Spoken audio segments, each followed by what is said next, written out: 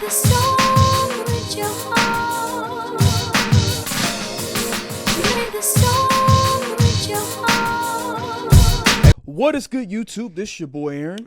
This is the Courtside podcast, and we are back today, and we're back in the studio. It's been a few months, but hey, new season. We got to start it off that way. And, Monday, excuse me. No, it was Tuesday. Monday or Tuesday, whatever it was. It was Tuesday. We reacted to week 1 games. So now what we're going to do is we're going to give our predictions for the NFL week 2. We're going to react to Thursday Night Football, and we're going to talk a little bit about other sports, specifically college. Okay. So with that being said, let's get to the Thursday Night Football game. A lot to talk about when it comes to that. Unfortunately, Tua went down with another concussion. After watching the game, my emotions were like mixed, a bit furious about a few things, and then just sad regarding Tua and just the state of affairs. Him going down with that concussion again. We saw in 2022 on Thursday Night Football around, I think it may have been either week 3. It was early in the season, like week 3, week 4. He went down with an injury, and it's just unfortunate. And we see it again. It wasn't even like he got, like, it was a very, like, hard hit. Like, he lunged forward with his helmet towards Damar Hamlin, of all people, towards, like, his shoulder pads, his chest. I think it was his chest area, and it rattled Tua. And I can just tell from the flinching of the fingers, I knew it was over. I knew that he was done for the day and that it was concussion. He was malfunctioning. It was like almost like a robot, a cyborg in a way, where you just are stiff. You stop and your movements are like very stiff, and it just wreaked his ugly head. And I just want to offer my condolences. I hope that he gets better from this. I hope that he really takes the time to assess the situation and just assess his own health, because I think it was 4 concussions in the matter of like 4 to 5 years. Is dating back to his days in Alabama, his last year. I remember the play. I think he may have also injured his hip as well, but it was like it was a catastrophic play. He had a concussion. It was very ugly. It was very bad, and I remember the play. I was in the barbershop, I think it was, when it transpired. And now we're in 2024, and the same issues, concussions. And he talked about trying to protect himself last year, trying to slide more, working on jiu-jitsu, but he couldn't stop the habit of lunging forward and fighting for that first down. And unfortunately, he paid the price for it, and hopefully he can come back from it in some way. What was your reaction to just the Tua injury? I'm not laughing at the 2 injury. I was laughing because he was like Damar Hamlin. That's the most ironic, crazy irony there. Yeah, I was like, dang, man, did it happen again? I was like, that's unfortunate, man. He needs to seriously consider possibly retiring, because 4 concussions in the span of 4 years or so? Yeah, that's bad, and especially with CTE being so researched and studied now, and all of that. He might have to save himself. Someone might have to save him from himself. Because at this point, who knows how he'll be functioning at the age of 35 at this rate. And I know he signed all that money. Like, he signed that big deal, $55 million per year, over 200 M's. It's such a tough decision, because you're looking at it from one way, well, my health is a major concern, but then you're like, man, the money, like, that's generational wealth. I finally was able to break bank, get the bag, and the year that he finally break bank to get the bag, he has to deal with another concussion. That's a tough decision. I would hate to be in this position, just for the simple fact that you know that you're putting yourself at risk. But man, the money is just so astronomical, and just to walk away from that because of your health is such a heartbreaking experience. And I just hope nothing for the best for him, man. I hope he gets better. I hope he finds some sort of grace, because this is going to be a dark time for him. And just take your time. That's all I got to say. Take your time. The game will always be there. Just take your time. Forget anything else. You have to worry about yourself, worry about your family. I just wish nothing from the best from him. Because I ain't going to lie, because I was going to go so many different directions before the injury happened. Like, I was going to talk about just the Dolphins. Why did they give him all this money? Like, doing all this. But, right now, I'm going to save it for later. I just want to wish him nothing from the best. I will say that we were wrong. I hate that we were wrong for the pick. It's just like transitioning. You know, I try to put logic in the situations, but like sometimes with football, like logic just goes out the window. I look at this matchup and I understand that the Bills have the Dolphins number. But just the simple fact that the Bills, as presently constructed, is not the same Bills team that the Dolphins have faced in the past 4 years with Tua as the quarterback. I feel like this is the year. This is the year that they finally get one off of the Bills. And yet again, like Tua, he didn't play particularly well. He was throwing too many interceptions. He was missing passes. The last pick, he was trying to throw it away, but he wasn't able to throw it away and got picked off, pick six. Just so many errors. Like they were running the ball effectively, but they weren't. They should have ran it more. I understand, like, you know, HN, you understand, like, the risk of injury, but he still played. Like, he's on the field for a reason, so. And he had 29 points in fantasy. But if he's on the field, he's on the field. Like, it is what it is. Like, you gotta run the ball. Like, if that's how you're being effective in the game, then continuously run the ball instead of just putting your QB in risk like you did with Tua. I understand you have Tua, Waddle, you have those receivers, you have weapons on the outside, but against this Bills team, you have to take what the defense gives you. And for the simple fact that they weren't running the ball as much as they should have, especially when it's effective, Mike McDaniels, play caller, dude, you got to do what you got to do. You can't just keep doing all these trickery plays just for 5 yards. Like, come on, man. Like, all this misdirection motion just for Tua to throw a 5-yard route. What's the point? Like, I think a lot of it is just window dressing. Trying to make it look pretty, but that's a huge problem with Dolphins football under Mike McDaniel's coaching tenure. They have all this finesse, all this flash. They're not physical at all. They get bullied around a lot. They're 1-11 against winning teams the past I don't know how many seasons. Yeah. And, of course, the one win came against my team because freaking Hunter Lipke won a fumble. That was last year. It was Dan Quinn's fault, too. But, yeah, they're just not a physical football team. No. It's all finesse, all flash. They all the speed on the field. But when it's time to play power football, when it's time to really buckle down and my man against your man, they just can't do it. And they run all their plays in like shotgun, pistol. Yeah. You have a fullback. You could do I formation. You could do single back, but they just elect not to do it. And I just don't understand it. Like, this is not college. This is the NFL. Like, you have to adjust. You have to try different formations besides pistol and shotgun, and they just continuously do it over and over again. Dan Orlovsky pointed to this and how, like, teams, they keep running from the shotgun and the pistol, and you're gonna see losses of yards because you're not at the center. You're not towards the center, and you're putting yourself at a disadvantage. The Dolphins, man. Every year I predicted them they were gonna win a division. I keep making the same mistake every single year. I think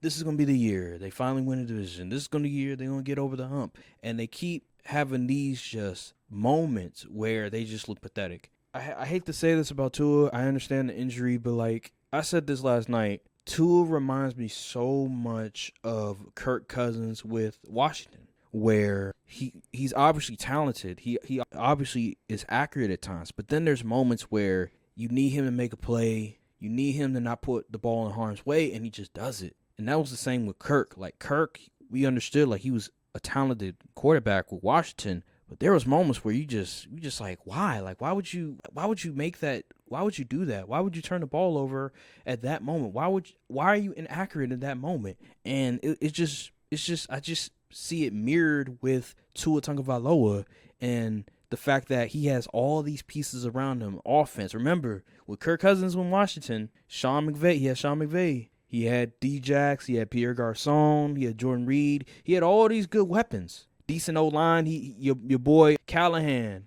O-line coach. Oh, yeah. Yeah, Bill Callahan. Like, he had all this stuff at his disposal, and he wasn't able to get over the hump.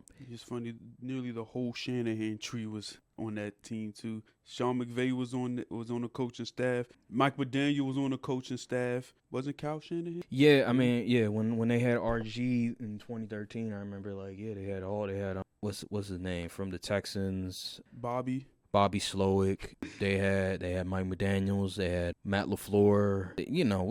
We all know. But they had all those people on there. What a fumble! I know, right? I know. But regardless, the whole comparison, it really makes sense in the grand scheme of things. If you watched Washington football back then and you watch the Dolphins football right now, it's eerily similar in terms of like the quarterbacks and the fact that they have all of these weapons. They have a good play caller, and yet they're not able to elevate the team. They're more the hindrance than the other players are in the play calling. And with Tua, that's just the way it is. And that's why when I did my QB rankings, I had him like in like 17-ish range, like mid-tier. And that's not a bad QB, but like that's not a Q. But when you're around that range, it's more so like, okay, like you're like you can win games with him, but like I'm not, but it's a low ceiling. And that's what it's high floor, low ceiling. That's just what Tua is. And I know he's dealt with the injury, and I don't want to just ignore what happened. And we're not ignoring what happened,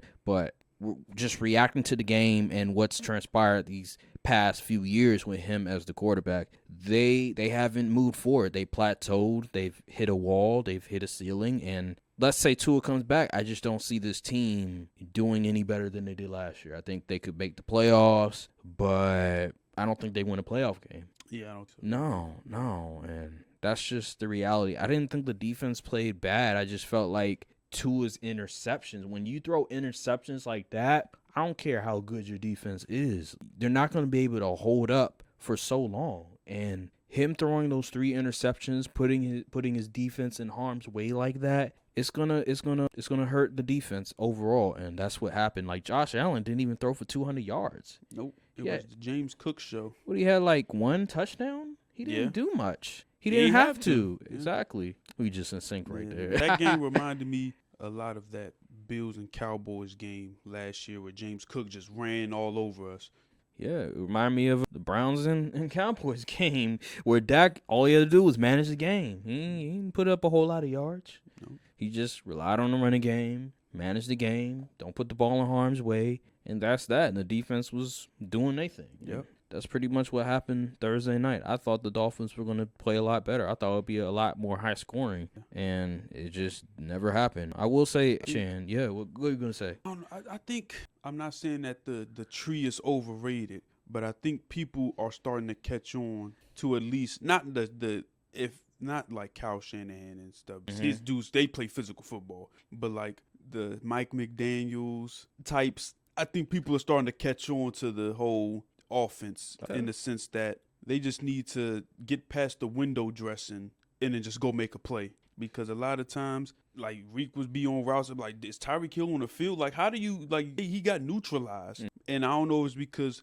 just Christian Benford and Rasul Douglas is just that nice, or the Bills was like, listen, we already know what's going to happen. They can do all this motion back and forth. We know what it is. Yeah, it's so like, you know what it reminds me of? You know how, like, I'm bring a basketball, but like NBA, you do all that dribbling, but you're not going nowhere. Yeah. That's what all that motioning and stuff is. That's what all that trickery is. They're doing all that moving around, all that dribbling, and they're not going anywhere. Like, you're not going to fool me. Like, you're doing all this between, okay, and all you're going to do is, like, one crossover. Like, a lot of times, seeing a whole lot of motion, and they just handed the ball off. Like, it was just a regular, like, draw play. I'm like, what in the world? Yeah, it's just useless movement. Regular dive play, doing all this motion just to hand it off on a dive. I'm like, okay. This ain't a video game. Like, at some point, you can overuse the weapon. Like, motion is a great tool to assess what the defense in, get linebackers thinking and things of that nature, and have the defense communicate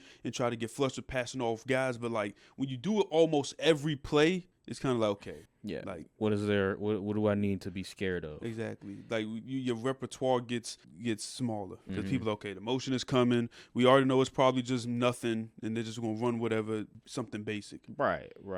Yeah. Mike McDaniels, he needs to figure something out because your team is soft, brother. Your offense is soft. I'm not gonna say one trick pony-ish, but my God, teams are figuring out. I think it's also a personnel issue. I mean, think about the biggest dude on the field is 6'3" Jonnu Smith. He's kind of small for a tight end. So, I mean, you really don't have any height. You can't really do those things like at the end of the half. They kicked the field goal. It was 8 seconds left on third down. Most teams were I'm going to take a shot towards the end zone, throw it up, try to throw it up to a guy. They don't have dudes to do that. They don't. So, I mean, that's also like a personnel issue. I think the thing with the Dolphins is that they prioritize so much on speed that it ends up hurting them in the long run because, okay, you prioritize speed, but when you need to like be physical, you can't do it because all you did was prioritize speed. Like Tyreek is obviously a speed demon and one top 2 wide receivers in the NFL, but he's only 5'9". And when you're 5'9", you're very limited on what you can do. Like he can't just throw a 50-50 ball consistently to Tyreek Hill in the end zone and expect that he's going to grab it. Like that's just not who he is. Jalen Waddle, the same thing. He's not that tall either. So who are you going to throw it up to 50-50 ball situation? And also blocking wise, like you need tall receivers. You need those 6'2", 6'3", 6'4" receivers that can help block, and you don't have that. Tight end, you just brought up Jonnu Smith. He's only 6'3". Like I remember Jordan Matthews for the Eagles. Like he became a tight end.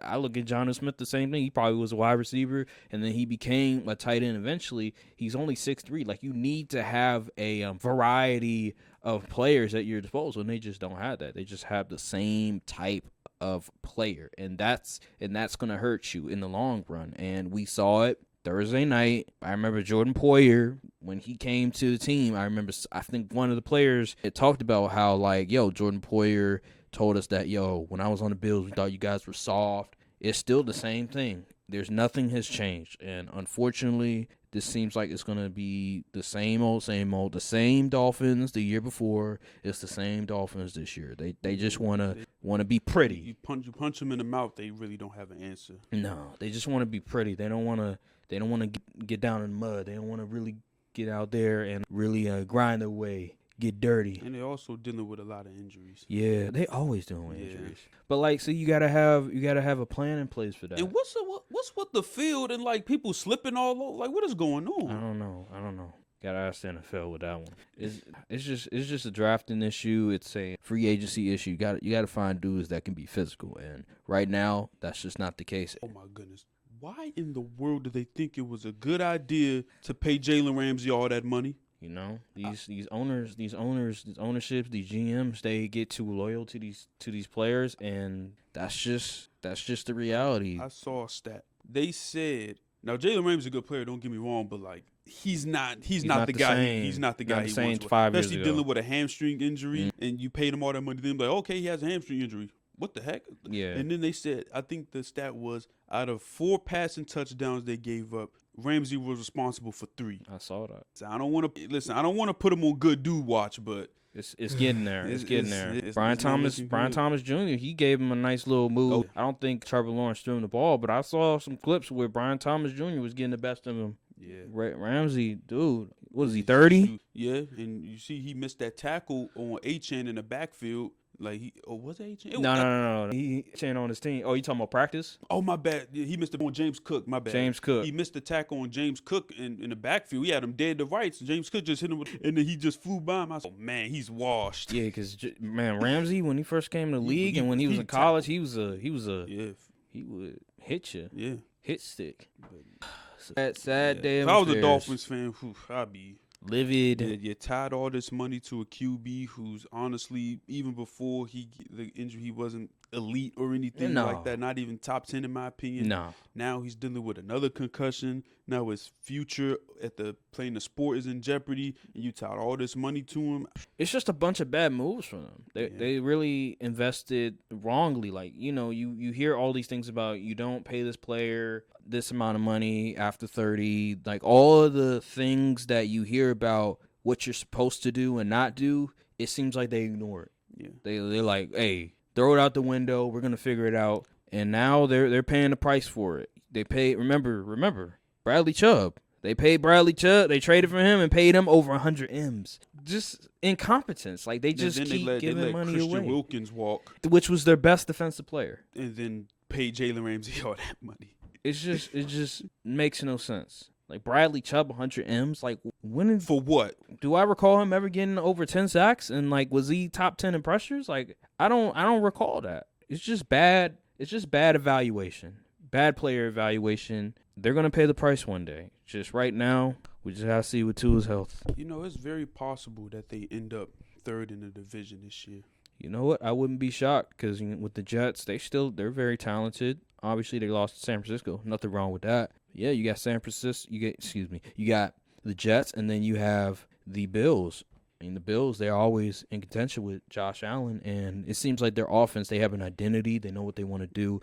I said this last year with Joe Brady when he came to the helm. They wanted to spread the ball around a lot more and give James Cook more touches. They did that against the Dolphins, and it worked. Josh Allen, he doesn't have to carry the load. He doesn't have, not everything is on his shoulders for him. Like, go be Superman. He doesn't have to do that anymore because the offense is more methodical. They lean more into the tight ends, into the running game, and he's spreading the ball around. It reminds me of, remember when Tyreek Hill left the Chiefs and Patrick Mahomes, he had to change his game. He had to be more of a guy that spreads the wealth around instead of like just, okay, if things go bad, I'm going to throw it up to Tyreek Hill. Like, no, you had to like really start to play quarterback.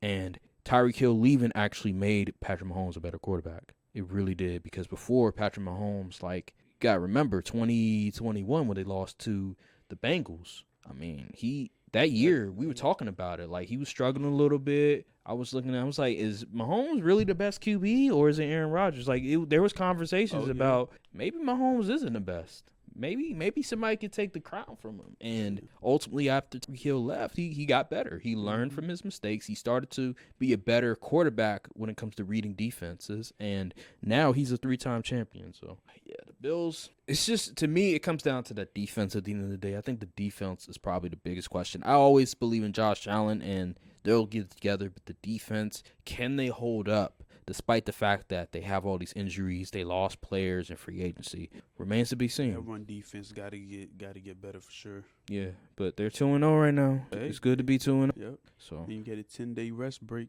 Just let me be me.